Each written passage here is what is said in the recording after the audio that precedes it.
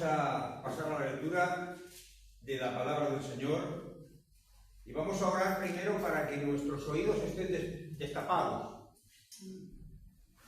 y para que nuestros sentidos estén centrados y podamos recibir lo que Dios quiere darnos. Así que todo pensamiento distractor,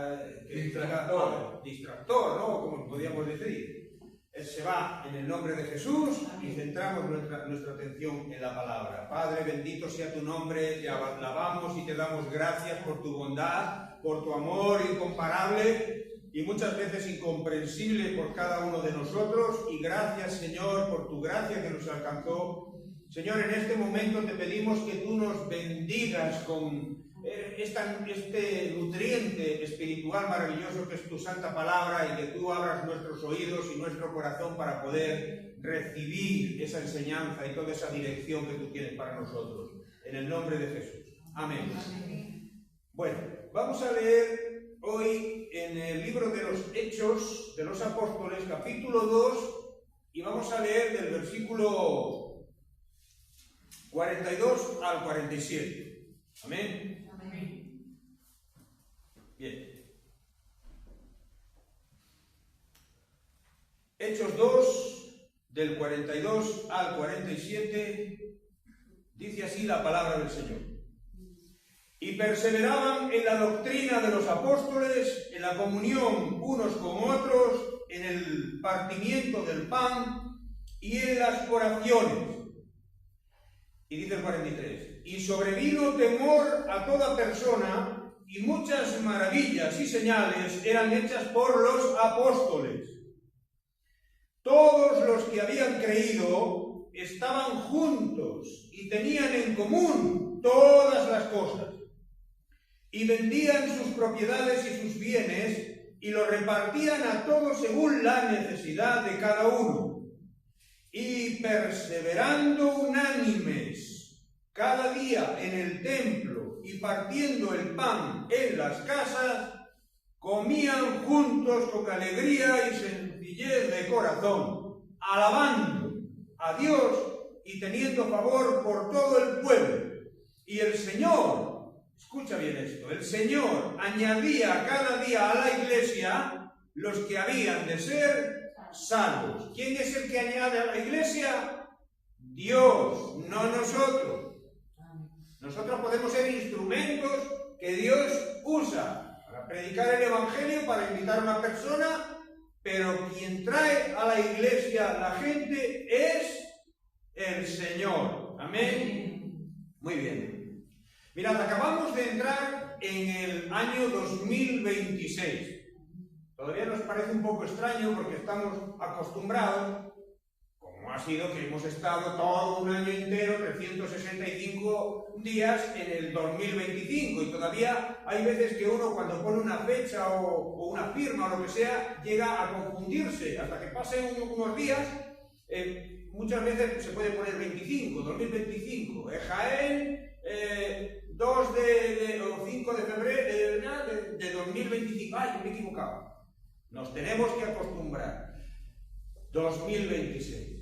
Bien. Y más o menos, 2000 años de la fundación y establecimiento de la primera iglesia. La primera iglesia fue la iglesia de Pentecostés. ¿Qué es Pentecostés? Pentecostés era una fiesta que se celebraba, que era la fiesta de la cosecha. Y era una fiesta que los cristianos comenzaron a celebrar porque se produjo 50 días después de la resurrección del Señor Jesucristo. Y penta significa 50, entonces ese es el significado de esta palabra. La primera iglesia fue la de Pentecostés. ¿Cuándo ocurrió esto? Cuando Pedro se levantó y dijo, varones israelitas y esto y lo otro, ¿y qué tenemos que hacer para ser salvos? Convertíos de vuestros pecados y quizá vengan de parte del Señor tiempo de refrigerio. Dice que como ¿cuántas personas? 3.000 personas de golpe dijeron: creemos en Jesucristo como Mesías y queremos ser bautizados.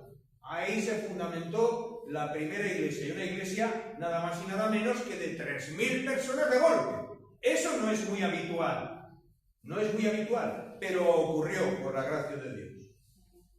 La palabra iglesia viene del griego eclesía. ¿Y qué significa iglesia? Iglesia significa asamblea, significa congregación, como digamos de un total, de un grupo grande, extraer, como ha hecho Estados Unidos con Maduro, que lo han extraído, ¿no? Lo ha extraído de Venezuela. Bueno, extraer a un grupo santo, de un total de la sociedad, del mundo. Entonces Dios extrae, saca, aparte para Él, a un grupo de personas. Y esas personas de la iglesia, que componen la iglesia, son todos los creyentes de la historia, tanto del Antiguo Testamento como del Nuevo Testamento. Y me diréis: pero si en el Antiguo Testamento no creían en Jesucristo, ¿cómo podían estar en la iglesia? ¿O cómo se le puede denominar iglesia a la gente del Antiguo Testamento? Pues sí se puede, porque los cristianos, a partir del nacimiento, muerte y resurrección de Jesucristo, reciben la salvación por la fe directa en Jesucristo. Ellos creen en la obra redentora de Jesús y son iglesia por la fe. En el Antiguo Testamento, ¿cómo se salvaba la gente? ¿Por obras o por fe? Por fe, porque incluso a Abraham le dijo que su fe le fue contada por justicia. ¿No es eso? Su fe fue la que le justificó. Entonces, podríamos decir que tanto los del Antiguo Testamento creyeron y por fe se les aplicaba la redención de Jesucristo de manera retroactiva y pasaron a formar parte del pueblo de Dios, tanto los gentiles del Nuevo Testamento, los judíos del Nuevo Testamento, como los judíos del Antiguo Testamento. Todos forman el pueblo de Dios y todos forman la iglesia, la asamblea, la congregación de los santos. Bien. Pero no nos vamos a centrar en lo que es de manera general la iglesia, ¿no? Tiene una parte visible, que somos todos nosotros los que estamos en este mundo ahora, y otra parte invisible, que son los santos que ya partieron con el Señor y están en el cielo esperando la resurrección, esperándonos a nosotros también. Entonces no vamos a centrarnos en esa iglesia, sino nos vamos a centrar en lo que es la iglesia local. Es decir, esta iglesia, por ejemplo, ¿no? Nos vamos a centrar en una iglesia como esta. Y nos preguntamos, ¿qué es una iglesia? ¿Es simplemente un local? ¿Son 4 paredes más el techo y el suelo? ¿Es un edificio más o menos ostentoso? Una catedral, por ejemplo, o una iglesia de esas tan bonitas que ahora levantan porque hay dinero y levantan un edificio muy bonito y todo. ¿Es eso? ¿Se considera iglesia solo si se reúnen un buen número de personas? ¿O si hay poquitas personas, eso ya no es iglesia?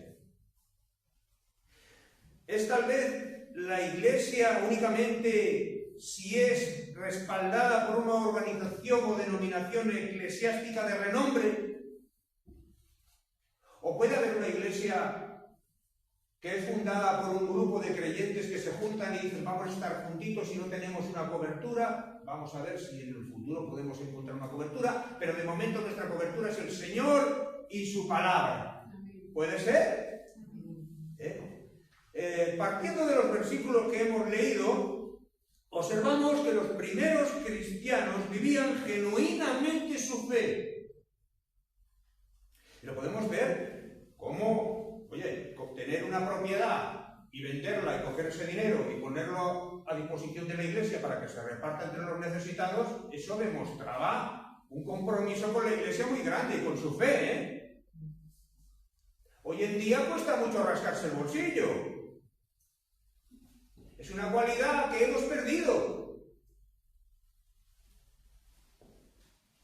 Y sin embargo tenemos para ir al bar, a la terraza y echarnos de comer tapas y cervezas, pero para el hermano que pueda necesitar o para las necesidades de la iglesia, ya no tenemos tanto. Ya nos cuesta, ahí sí, nos cuesta rascar el bolsillo.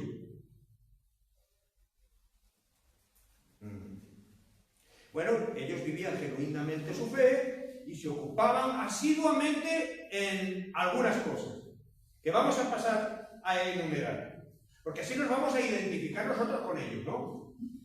Primero, se ocupaban en la enseñanza de los apóstoles. Lo dice la Escritura, lo acabamos de leer. ¿Qué significa esto? Pues que aprendían, se esforzaban por conocer la sana doctrina.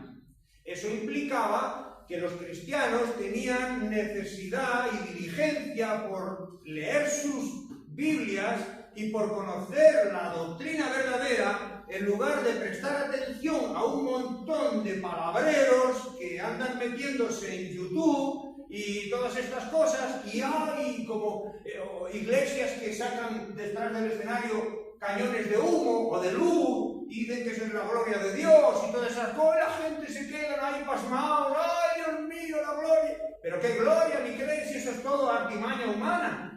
Y no leen la palabra. Pero los primeros cristianos se preocupaban y se esforzaban en la enseñanza de los apóstoles. Otra de las cosas en las que los cristianos primitivos, los primeros cristianos se ocupaban, era en la comunión. ¿Y qué es esto? ¿Que todos hacían la primera comunión? No, no significaba eso. Significaba que se separaban del mundo para Dios y se unían entre ellos en familia, en verdaderos lazos familiares. Recordemos, nosotros no vamos a estar solo unidos aquí, vamos a pasar una eternidad juntos en el cielo. Y os recuerdo que nuestras raíces, nuestra unidad va a ser mucho mayor en el espíritu que en la carne y en la sangre. Y otra de las cosas en las que se ocupaban los primeros cristianos era en el partimiento del pan. Dice la Escritura. ¿Qué era eso del partimiento del pan? Bueno, tenían la cena del Señor, que ellos conmemoraban, y también tenían unas comidas que ellos organizaban, entre ellos que se llamaban los ágapes, comidas de amor, donde todos llevaban alimentos a la iglesia para que todos, sin distinción de escala social, pudieran participar y comer todos y pasar un buen y agradable rato juntos en familia. Lo que pasa es que esto, con el tiempo, degeneró. Y Pablo incluso tiene que prohibir los ágapes. Porque dice, hay algunos que van y se llevan una comilón allí y no la comparten con los otros, incluso se llevan vino y todo, se ponen ahí y dicen, pero es que, dice, no tenéis vuestras casas para hacer eso. Porque Pablo era un apóstol de Jesucristo y enseñaba la sana doctrina y enseñaba las cosas rectas y en su medida y equilibradas. Pero ya empezaron a haber desequilibrios. Bueno, pero otra de las cosas que los cristianos primitivos hacían y que se ocupaban asiduamente era en una cosa que nosotros no nos ocupamos mucho. Las iglesias hoy en día se ocupan muy poco en esto. ¿En qué? En la oración. En la oración, hermanos. ¿Y qué demostraba su asiduidad con la oración? Pues demostraba algunas cosas. Por ejemplo, su total dependencia del Señor. Y su conjunción, y su unidad, y su empatía con las preocupaciones de los demás y con las metas generales de la Iglesia. Como les preocupaba todo eso, ellos consideraban que la oración era importantísima, se unían todos y le daban un gran valor a la oración, cosa que ya hoy en día no se le da. Y deberíamos de volver otra vez a eso. Así que de todo esto, yo saqué algunas conclusiones sobre las que se debe tener en cuenta, ¿no?, para saber qué es una verdadera iglesia local ¿Y en qué nos podemos nosotros beneficiar de lo que nos dice la Escritura? ¿No? En primer lugar, como ya he dicho, una iglesia debe sujetarse a la doctrina de los apóstoles. Apóstol significa enviado. Es un enviado de parte de Dios, de parte del Señor Jesucristo, y es alguien que va predicando el Evangelio y va abriendo iglesias, como lo hicieron los apóstoles y como lo hizo también el apóstol Pablo, uno de los mayores abridores de iglesia. Tenemos aquí el versículo 42 que dice: y perseveraban en la doctrina de los apóstoles. Pero, ¿de qué apóstoles está hablando aquí la Escritura? ¿De qué apóstoles? Mira, la Biblia no habla para nada, en primer lugar, de sucesión apostólica. No hay una sucesión apostólica. El que crea que los apóstoles cedieron el testigo a otros y fueron apóstoles, y esos apóstoles y luego tal pum hasta nuestros días, se puede ir. Ahí tiene, subiendo la cuesta esta, en el Gran Eje, está la iglesia de San Felipe, creo que se llama, de los católicos. Ahí puede congregarse, porque los católicos creen en la sucesión apostólica.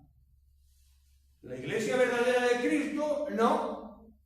Así que si tú crees que los apóstoles han heredado de los primeros apóstoles y ahora mismo pueden haber recibido el testigo, estás muy equivocado. No estás en la Escritura. Ellos creen que el Papa de Roma es Papa porque ha recogido los testigos desde Pedro, el que ellos consideran que es su primer Papa, y el apóstol Pedro se lo pasa a todos los papas y al final llega al Papa León XIV, creo que se llama que es Papa por derecho y por sucesión apostólica. Pero eso no viene en las Escrituras. Tampoco da pie la Escritura ni la palabra apóstol a ningún tipo de nuevo movimiento apostólico. No sé si esto entendéis vosotros algo acerca del tema, pero si vamos a YouTube y vemos a Guillermo Maldonado, Ana Maldonado, Cas Luna, Ronnie Chávez, Ana Méndez, Kenneth Copeland, en fin, toda esta cuadrilla que se autoproclaman apóstoles de una nueva renovación apostólica, que reciben nuevas revelaciones, cuando el canon se cerró y ya no hay más revelación de Dios. Esto se acabó. Si no viene aquí, ya Dios no va a darte más. Entonces, no da pie a eso. Lo que nos lleva a pensar que toda esta gente son unos falsos apóstoles. Mira, los apóstoles fueron los que pusieron los fundamentos en la iglesia, con la sana doctrina que habían recibido del Señor Jesucristo. Mira, hay un pasaje en Efesios 2, del 20 al 22, que nos aclara un poquito.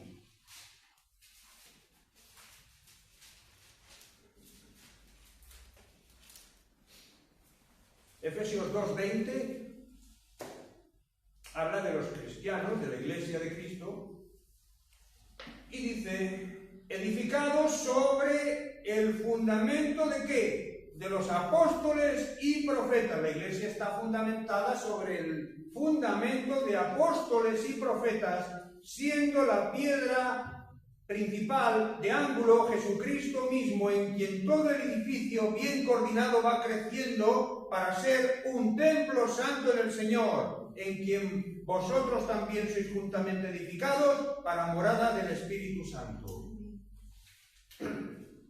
No, nadie puede poner otro fundamento, ¿no? Muchos hoy se atribuyen el derecho y el honor de ser apóstoles de Jesucristo. Y vamos a ver, hermanos. Una cosa es la connotación, el significado de la palabra. Apóstol enviado de Jesucristo, abre iglesias. Bueno, en cierta manera, por ejemplo, nuestro pastor presidente Natanael puede llegar a ser tenido como un apóstol, ¿vale? Un apóstol. El problema, ¿sabes cuál es? Bueno, pero te voy a decir una cosa, él mismo odia estos honores excesivos. Es una de las pocas personas que, siendo un pastor con doctor en teología, que lo es, y todo esto, pues él prefiere que le llames por su nombre de vida, Natanael. Si le dices pastor Natanael, ya como parece que le estás ofendiendo. Eso denota humildad. Pero hay mucha gente, muchos que le queda corto ya el título de pastor, y ahora quieren aspirar a algo más. ¿A qué? Apóstol. El apóstol, fulanito de tal, aquí está, oh, maravilloso, todo el mundo, oh, el apóstol. Pero callad, es que no se ha quedado ahí, es que ahora ya, como ha sido tan manoseado el título de apóstol, ahora ya dicen que es arcángel. No sé si lo habéis visto, esto ya estamos perdiendo la cabeza. Ahora hay arcángeles, el arcángel no sé cuánto, pero ¿cómo puede ser eso? ¿Hasta dónde estamos llegando con la locura? Y aunque en principio la idea es que una persona enviada para predicar el Evangelio puede ser llamado apóstol, lo lógico es que por humildad y por sensatez no queramos apropiarnos del título de aquellos santos hombres de Dios que dieron su vida en el primer siglo, que habían estado presencialmente con Jesucristo, que recibieron directamente de su boca sus enseñanzas y que abrieron iglesias. No, esos no son los apóstoles. Nadie puede poner otro fundamento. El fundamento solo se pone una vez. Para edificar una casa, ¿cuántos fundamentos se ponen? Uno, ¿no? Tú coges, cavas un poco en la tierra, pones allí el cemento, lo que sea, para que sea el suelo firme. Ese es el fundamento para establecer las columnas. Luego las paredes van a ir subiendo, los pisos, pero no se construye un fundamento a la mitad para el segundo piso y para el tercero. No, se pone una vez. Entonces el fundamento de nuestra fe la pusieron solamente los apóstoles de Jesucristo, entre los cuales podemos encontrar, por ejemplo, según dice la Escritura, a los 12 apóstoles, entre los cuales también estaba Judas. Pero sabéis que cuando Judas se ahorcó, hubo que sustituirlo, y le sustituyó, ¿quién? Matías. Pero también vino Pablo, el apóstol Pablo. El apóstol Pablo no estuvo literalmente con Jesús entre los 12, pero él tuvo su visión de Jesucristo, su encuentro con Jesucristo en el camino a Damasco. Él también es apóstol. Y os voy a dar otro nombre de otro apóstol, que a lo mejor ni lo esperáis. Bernabé era otro apóstol. Y lo podéis buscar en Hechos 14:14. Si queréis anotarlo, Hechos 14:14 nos dice cómo Bernabé también era otro apóstol. Pero nosotros vamos a seguir adelante. Entonces muchos se atribuyen hoy este título honorífico, pero ni pueden ni deben poner otro fundamento, porque dice la Escritura, porque nadie puede poner otro fundamento que el que está puesto, el cual es Jesucristo. Así que cualquiera que te venga aquí diciendo, yo soy el apóstol, ¿tú eres el apóstol? Bueno, vale, de acuerdo. Cualquier iglesia que se precie debe de estar sujeta a la doctrina de los apóstoles de manera absoluta, hermano. Una iglesia de verdad, da igual que tenga mucha gente o tenga poca gente, lo básico y lo central y lo importantísimo es que se sujeten a la sana doctrina de los apóstoles. Amén. Otro punto. Una verdadera iglesia se caracteriza por la unidad de sus miembros. Si no hay unidad, puede ser cualquier cosa menos una iglesia. Un tropel de gente, un club social, lo que tú quieras, pero no es una iglesia. Mira, el versículo 42, en su segunda parte, dice que perseveraban en la doctrina de los apóstoles, en la comunión unos con otros, en el partimiento del pan y en las oraciones. Y el versículo 44 dice, y todos los que habían creído estaban juntos y tenían en común todas las cosas. Y aquí es donde muchos se equivocan. Aquí es donde muchos cristianos se equivocan con respecto a lo que es una iglesia. Como ya he dicho, no es un club social. Comunión no es solo comidas, no es actividades juntos, no es excursiones al campo o a ver cosas, que también, pero no es en sí. No. Una iglesia es una comunidad de creyentes que a la vez es una familia unida en la fe en Jesucristo. Eso es lo más importante. Que luego se realizan comidas, gloria a Dios, en unidad, con orden, con respeto, con amor, preparando cada uno con cariño para que el hermano pueda compartir, pasar así un buen momento. Está bien, pero eso en sí no es iglesia.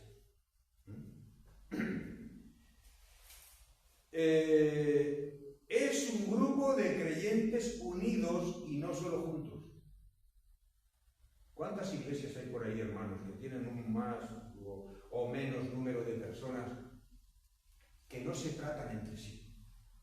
Hay iglesias donde tú entras y es como si hubiera entrado, yo qué sé, ni se preocupan en saludarte, ni en despedirse, ni tú tampoco te preocupas en despedirte, no te despides, no, yo me voy, yo no quiero estar más tiempo aquí. Y no quieres tener una relación, una comunión con los hermanos. Esas iglesias son iglesias en verdad. No son iglesias. Eso no es el prototipo de iglesia del Nuevo Testamento. No es el prototipo de iglesia. Es un grupo de personas salidas del mundo, de su corrupción y de su perversión. Eso tenemos que tenerlo claro. Nosotros sabemos lo que hay ahí afuera, sabemos el pecado que hay, no queremos tener parte con ese pecado, con esa sociedad corrompida, y necesitamos tener un resguardo, una familia, una unidad, un apoyo de los unos con los otros para poder sobrevivir en este mundo con nuestra fe.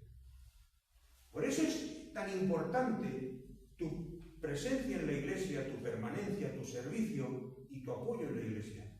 Tú puedes decir, si yo falto no pasa nada. Pero sí pasa, porque te echamos de menos los demás. Porque eres un carbón encendido que si te separas de nosotros, vamos a tener menos calor. Necesitamos que todos los carbones estén encendidos para que todos puedan calentarse los unos a los otros. Si un carbón sale de la brasa y se aparta, al cabo de unos minutos se ha apagado. Necesita la comunión con los demás, necesita estar cerca con los otros carbones. Necesitamos saber que tenemos que permanecer juntos y además unidos. ¿Y qué es esto en definitiva? Pues es seguir a Jesús, ayudar al hermano y andar en santidad. Y en esto se cumple aquello que dijo Jesús: en esto conocerán todos que sois mis discípulos. ¿En qué? En que tenéis amor los unos por los otros. Pero en una iglesia donde no se saluda al hermano, donde no te preocupas de la necesidad que tiene para orar por él, en una iglesia donde te importa 3 pimientos lo que esté sufriendo el hermano y que lo que más te interesa es que los demás conozcan lo que te interesa a ti, o no es iglesia o hay alguien ahí que está fallando que no es iglesia. Y eso es lo que debemos evitar. Y tercer punto, una iglesia se caracteriza por tener un objetivo claro y común. Común. No puede ir cada uno por su cuenta. No hay llaneros solitarios en la iglesia. Todos tenemos que ser conscientes de que pertenecemos los unos a los otros y que tenemos un fin común. Versículo 46 dice: y perseverando unánimes cada día en el templo y partiendo el pan en las casas. Perseveraban, fíjate, en el templo, en la oración. Todavía estaba el templo, porque el templo sabéis que fue destruido en el año 70. Y este relato todavía el templo estaba en pie, con lo cual podemos deducir que este relato es antes del año 70. Bien. Perseveraban en el templo, en las casas, comían juntos con alegría y sencillez de corazón. Siempre querían estar juntos, los hermanos siempre querían estar juntos. Preferían estar en reuniones con los hermanos, saludarse, hablar con ellos, compartir oraciones, contar alegrías, cosas que le habían que estar viendo la novela, la película. Pues mira, hoy no voy porque hoy hace mucho calor. Ya me voy. Mejor me pongo mi aire acondicionado en casa, y ahí estoy a gusto. O, por el contrario, hoy llueve mucho, yo tampoco. Cuando puedes coger un paraguas. Pero ¿sabes lo que denota eso? Que no tienes espíritu de iglesia, no tienes espíritu de verdadero hermano en Cristo. ¿Y eso por qué es? Porque el Espíritu de Dios lo estás apagando dentro de ti. Porque si el Espíritu de Dios está ardiendo dentro de ti, el Espíritu de Dios te pone amor en el corazón por tus hermanos, gozo por las cosas de Dios, paz al estar en la casa del Señor, todos esos dones del Espíritu, ¿no? Y eso también es bueno que lo sepamos para hacérnoslo mirar, porque cuando preferimos estar en nuestra casa que venir a la casa de Dios y ver a los hermanos, poder ver sus rostros solamente, está aquí, mi hermano está aquí, es mi familia. Entonces, cuando tú quieres sustituir eso por la comodidad de tu casa o por otras actividades, hay algo que no está funcionando. Hay algo que no funciona. El principal objetivo común de la Iglesia debe ser la extensión del Evangelio. Predicar el Evangelio. Hay que predicar el Evangelio, ¿no? Y no me estoy refiriendo a que hay que salir por aquí ya y machacar a todo el mundo y no dejar a uno. Que bueno, si hay gente que es así, estupendo. Pero que es que no tenemos nosotros nuestras propias oportunidades que Dios nos presenta para llegarnos a una persona en un momento concreto y predicarle de Jesucristo. Claro que lo tenemos. El que me diga que no es mentira. Y lo que hay que hacer es estar atento y aprovechar esa ocasión y predicarle de la paz y del amor de Cristo para que esa persona que puede estar pasando por momentos difíciles dijera, esto es lo que yo necesitaba. Y es que Dios te llevó a eso.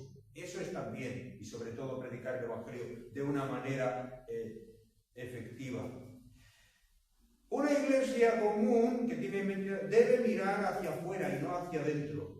Cada miembro debe ser consciente de su parte de responsabilidad, su asistencia y servicio, su crecimiento y madurez doctrinal. Sí, hermanos. Nosotros tenemos que ser conscientes de nuestra necesidad de crecer en el conocimiento de la palabra de Dios y de esforzarnos. No vale tener una Biblia muy bonita y escondida o cogiendo polvo, hay que manosear la Biblia. Si se te rompe, mejor, porque significa que la estás usando. Y hay que leerla, y hay que venir a los cultos de enseñanza. Que no venimos, que no te interesa, no quieres aprender. La Escritura dice que perseveraban en la doctrina de los apóstoles. ¿Cómo los cristianos iban a perseverar en la doctrina de los apóstoles si no escuchaban lo que los apóstoles les enseñaban? Por eso nosotros, que tenemos esa obligación, deberíamos de venir a los cultos de oración y enseñanza para aprender y aprender y aprender de las Escrituras. Porque un cristiano que no conoce la Escritura es un cristiano muerto.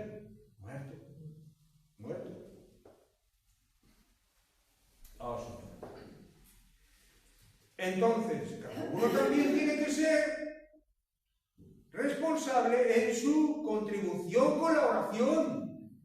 Hermanos, tenemos un WhatsApp ahí en el que fíjate lo que nos brinda la tecnología. Podemos poner ahí, por favor, oren por mí, por esta situación. Y ahí automáticamente cada uno de nosotros, en lugar de coger el móvil y decir, ya está aquí el pesado de siempre.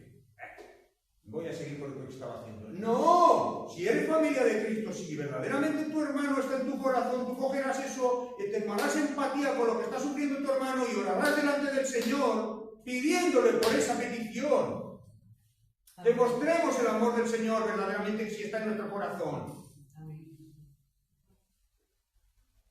Y también en nuestra aportación económica en la iglesia, porque hay muchos, vuelvo a repetir, a mí no me gusta estar ahí machacando porque no soy de la prosperidad ni me gusta todo esto, sino que prefiero descansar en que los hermanos son responsables y ellos mismos, sin decir nada, ya saben que tienen que aportar para el funcionamiento de la iglesia, del local. Pero es así, ¿no? También debe de haber un fin común en esto, para el sostenimiento de la iglesia. Y cada uno debe ser un miembro activo y no solo un asistente. Hermano, tú no has venido aquí, no eres iglesia para ser asistente solamente y para recibir. También estás aquí para dar. Lo que el Señor te ha dado, tú lo tienes que dar también. Sea mucho, sea poco, pero seguro que es especial. Es especial. Esta iglesia está comenzando. Llevamos 8 meses. ¿Vale? Pero esta iglesia poco a poco, pasito a pasito, va a ir creciendo. Y va a tener una estructura. Y va a haber que sacar aquí diáconos o diaconisas. Va a haber que sacar de aquí vicepastores. Va a haber que sacar de aquí un montón de gente que tiene que estar al servicio de la iglesia y del Señor, pero para eso debe de haber deseo en el corazón de servir a Dios y al hermano. Y no solamente tener el sentimiento de que has venido a calentar la silla o a escuchar, no, tienes también que contribuir, dar también. Entonces, hay que tener también esto en cuenta, que esto no debe ser por obligación, Esto debe salir del corazón de cada uno. Porque nadie te puede obligar, yo no te puedo obligar a ti. Tú tienes que estar aquí todos los jueves para la enseñanza. Tú tienes que estar aquí, si no, te excomulgo, o si no, yo qué sé. Hay iglesias por ahí donde te obligan y como tú, bueno, ya te tienen fichado. No se trata de eso, aquí no hay policías. Aunque yo lo soy, pero no se trata de eso, hermano. La iglesia del Señor somos todos iguales. Entonces lo que se trata es de que cada uno lo haga con amor. No es una carga para nadie. La clave está en el versículo 46, en su segunda parte. Mira lo que dice. Comían juntos, ¿cómo? ¿Quién puede decir ahí? ¿Cómo lo hacían? La segunda parte del versículo 46, ahí está la clave. Con alegría de corazón. Con alegría. No por fuerza. Con alegría. Amén.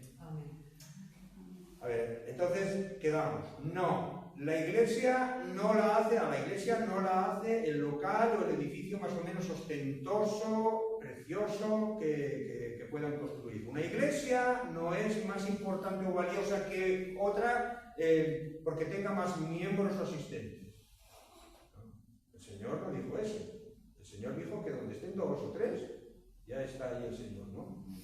Entonces, muchos es que se dedican a despreciar las iglesias pequeñas porque son pequeñas. ¿Cuántos miembros tiene tu iglesia? La mía tiene 500. ¿Y la tuya? 12. Uf. Y ya parece como te miran. Yo soy más ungido. Dios me ha bendecido mucho más. ¿Qué sabes tú? A lo mejor tú tienes 500 y luego resulta que solamente hay salvo un 10%. Y los demás no son más que asistentes. No, una iglesia no es más legal o legítima por estar respaldada o sometida a una organización o denominación de reconocido renombre.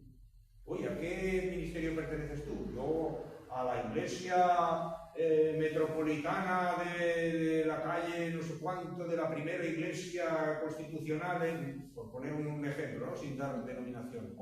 Esa iglesia es de renombre, eso sí es una iglesia. ¿Y tú a qué iglesia? Pues mira, nosotros somos unos cuantos hermanos que nos reunimos y todavía no tenemos cobertura. Eso no es iglesia. ¿Quién dice que no es iglesia? ¿Quién lo dice? La Escritura no dice eso. Una iglesia lo es. Ahora sí vamos a ver cuándo es una iglesia. Cuando se guía por qué? Por la Escritura. Primero, se guía por la Biblia. Por las enseñanzas de Jesús y por la guía y dirección del Espíritu Santo. No hay más. Eso es todo. Y esto es lo que nosotros pretendemos aquí en esta congregación, esta pequeñita iglesia, tanto la pastora Cloti como yo. Ese es el compromiso que tenemos. De que sea una iglesia de verdad. Seremos pocos, pero tenemos que ser iglesia. Amén. Valoremos lo que tenemos. Valoremos lo que tenemos y no nos dejemos engañar. Somos iglesia en el Señor. Si somos fieles, Dios nos considera fieles y Él está con nosotros. Y nos da la autoridad para decir, sois iglesia. Ese es nuestro compromiso. Y yo os hago una pregunta. ¿Estáis con nosotros o no? ¿Estamos juntos en este proyecto o no? Amén. Amén. Amén. Gloria a Dios. Pues que el Señor os bendiga y seguimos adelante con fidelidad al Señor. Amén. Vamos a orar.